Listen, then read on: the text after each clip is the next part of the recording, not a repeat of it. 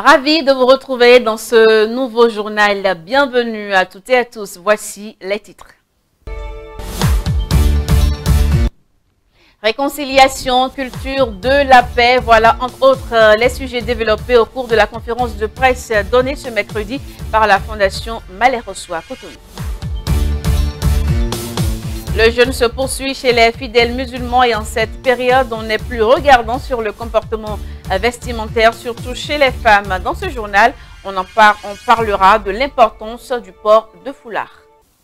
Vous faites bien de nous rejoindre. La Fondation Malherosso appelle l'opposition et le gouvernement à la réconciliation et à la culture de la paix. Ses responsables ont donné un point de presse ce mercredi à Cotonou pour dire, entre autres, leur désolation par rapport aux événements malheureux post-électoraux qui ont causé des pertes en vies humaines. Aussi ont-ils donné certains sujets d'actualité. Voici ici un extrait de cette conférence. La Fondation Malherosso félicite le chef de l'État pour avoir eu l'humilité nécessaire de s'adresser au peuple et à déplorer sincèrement les incidents post-électoraux des 1er et 2 mai derniers qui ont engendré des pertes en vies humaines. Il a aussi déploré l'assassinat de notre compatriote Fiacre Gbedji, qui a trouvé la mort au cours d'une mission commandée dans le nord du Bénin, au parc Pendjari. Nous demandons respectueusement au ministre de la Famille et des Affaires sociales à venir en aide aux différentes familles éplorées. C'est nous, les religieux, les têtes couronnées, on doit être francs, sincères, sans prendre parti de qui que ce soit. Et là, vous verrez qu'on peut dire la vérité et ils vont se comprendre. Quant à l'opposition, je leur demande de baisser la tension, de ne plus appeler à la violence. Et là, ensemble, avec la 8e législature, je crois que dans les négociations entre le chef de l'État et les opposants, ils vont trouver une solution. Et avec cette solution, le Parlement, le nouveau Parlement, peut nous éloigner de toutes les lois qui ont créé tout ce que nous sommes en train de voir. Je demande aux uns aux autres de baisser la tension. Et je dois aussi humblement féliciter le chef de l'État. Parce que ce n'est pas facile de diriger un pays. Mes paroles iront aussi à l'endroit des anciens chefs d'État. Car quand on a fait le commandement, on sait ce que ça coûte.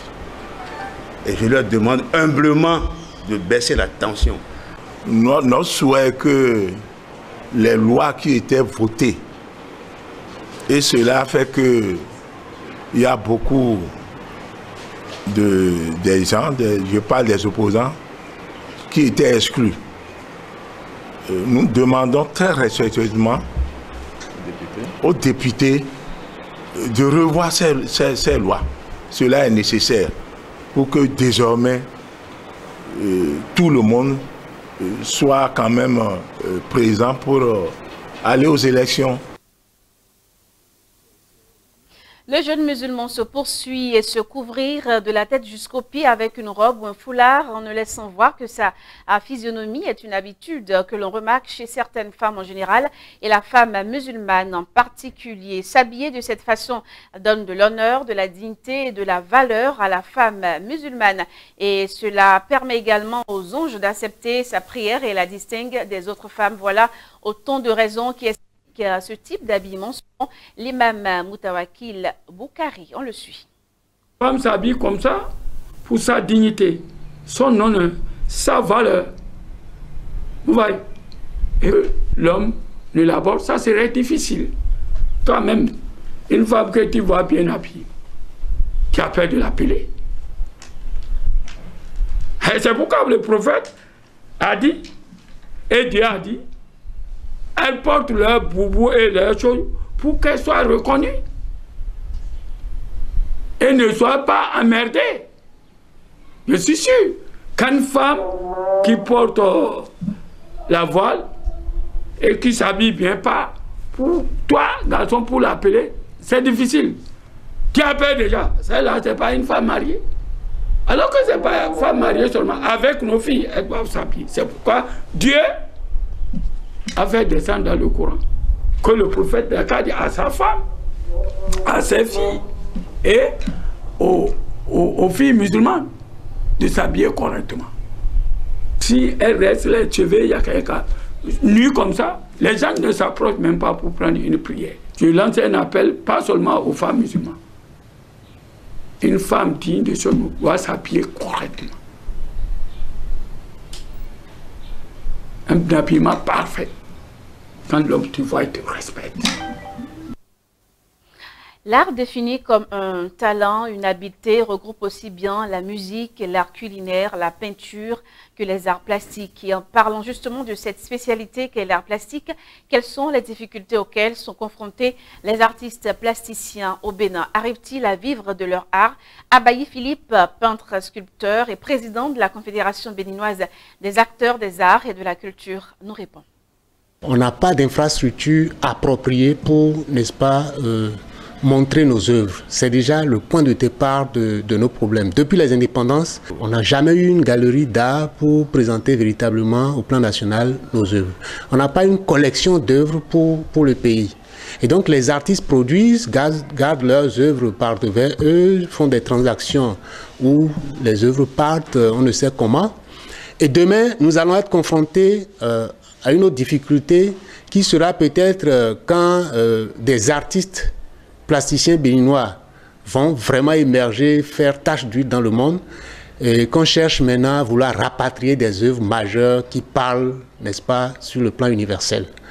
Et ça, c'est une mauvaise chose qu'il faut corriger en commençant déjà par doter le pays des infrastructures nécessaires pour permettre aux plasticiens, n'est-ce pas, lorsqu'ils créent leurs œuvres, de pouvoir les montrer, mais pour permettre aussi aux touristes, aux passionnés d'art, aux esthètes, de pouvoir aller à des endroits précis pour, n'est-ce pas, pouvoir contempler ce qui peut faire office de production, n'est-ce pas, de qualité en matière d'art visuel dans le pays.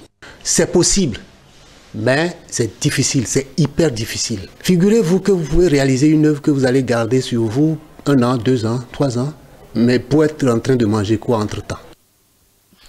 Et c'est sur ce plasticien que nous refermons cette édition. Merci à vous de l'avoir suivi et à très très vite.